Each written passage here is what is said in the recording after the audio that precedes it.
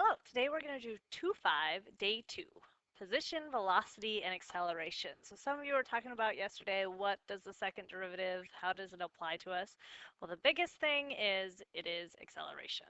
So our objectives today is I'm going to understand how position, velocity, and acceleration relate to the functions and the first and second derivative.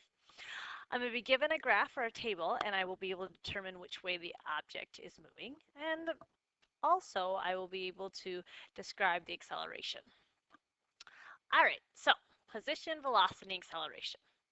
Okay, most of the time we denote our position function by s of t or y, which means our velocity is v of t or s prime of t. Using Leibniz notation, we write dy dx. Acceleration, not very creative, we use a of t. All right, which is just the first derivative of the velocity and the second derivative of the position function. Using Leibniz notation, it's dy squared, or d squared y dt squared. Now, there's no reason we need to stop at the second derivative. We can keep going. And if we go to the third derivative, now we talk about the jerk. And some of you may have some ideas what this goes to in physics and things like that, but we're not going to get really into that in calculus. But there is more application than just the second derivative, the third derivative as well. All right, so let's look at this next graph here. The particle is moving on a straight line. Its distance s to the right of the fixed point is given by this graph below. When is the particle moving to the right, to the left? All right, so if this is just the position function, and I got to figure out when the particle is moving to the right, I know that that's going to happen when my function is increasing. So to the right is when s of t is increasing. So it's going right here. So from 0 to 1. And then again from 2.5 on to 4. All right, which means it's going to go left when s of t is decreasing. Okay, and that's going to happen between 1 and 2.5. It's going left. Because think about this as being the distance, so we start at 0 meters away from something, and we keep walking and say now we're at 5 meters away. So you could say I'm walking right, and then I'm only at 4 meters, so that means I must have came back. And here I'm back to where I started at 2.5, so this must mean I was moving to the left. And then again, you can see you moved right again, past 2.5. All right, then it says, when is acceleration of the particle negative, positive, and 0? Okay, so if we remember what we talked about a little bit and connect it to our graphs, we know that the second derivative is the acceleration, so we know this is just s double prime, right? And the easiest way to see things on the graph when we're talking about the second derivative is concavity.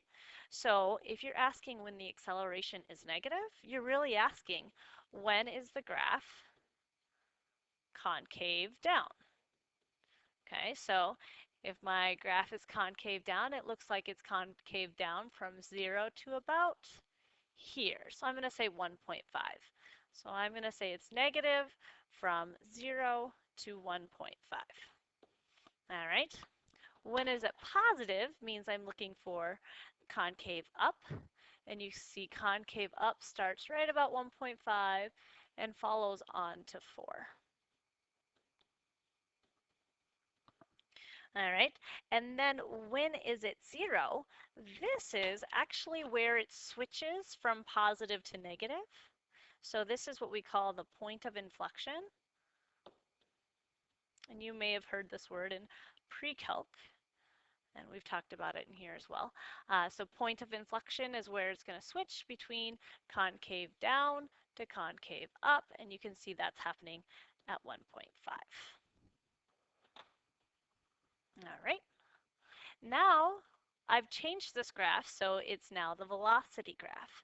And I have to figure out when is the particle moving to the right and to the left. So if I think about this, this is velocity. So if my velocity is positive all the way through, that means my particle is moving to the right always. Okay? Because it never went negative. The velocity always stayed positive, which meant your function was going to the right or up the whole entire time. So never to the left. When is the acceleration of the particle negative, positive, and zero? So if this is the first derivative, acceleration is the second derivative, I'm basically looking for the slopes of this graph. Okay, so if I want to know when are the slopes of the velocity graph negative, that's going to tell me when the acceleration is negative. So you can see the slopes of this graph are negative from 1 to 1.5. Okay, you can see that they are positive when the slopes of this graph are positive. So you can see that's happening from 0 to 1. And again, at 2.5 off to 4. And 0 means you're looking for the horizontal tangent. So it's going to be 0 at 1 and at 2.5.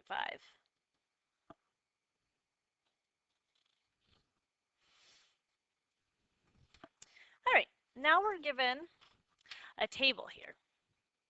And it says the distance, s in meters, that a particle has traveled is shown in the table as a function of time in seconds. All right, so we're going to take this time and look through. It says split the work in your group to make a table of velocity as a function of time. Remember, velocity, we're just going to use the average rate of change for this one, find the average velocity. So we're just going to go ahead and take the slopes of each one.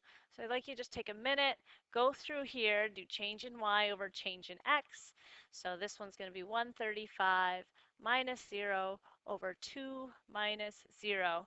And so that is going to give me my slope. So that's 67.5 at 1. So that's our velocity at 1. I'd like you just to go ahead and pause and fill in this chart. Okay, hope we got those same numbers I got. And then at the endpoints, remember, we're just going to go ahead and use these guys for the end. So I'm just going to find the slope between those 2 points, which is 108, and the slope between these 2 points at the beginning as 45. And that's going to be our estimation for their velocities. All right, so what does this tell us about the motion of the particle? If I look at all these slopes, 45, 67.5, 87.5, 88.5, 100, 108. So you can see a couple things. One, you can see that it's always positive. So since v of t is positive, my particle is moving to the right.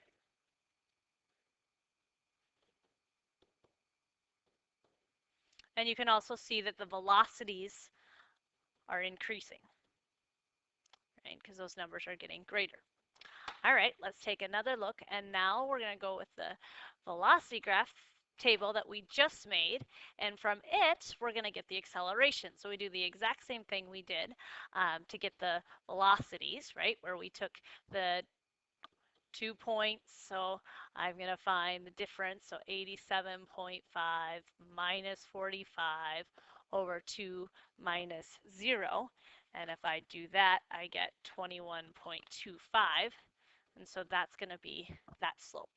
Take a minute, find the slopes for each one of these, and then come back and we'll answer this question. All right, so hopefully your acceleration graph matches my acceleration. And now we can analyze this data a little bit and ask us what this tells us about our particle.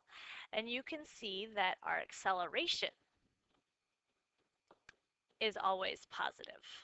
All right.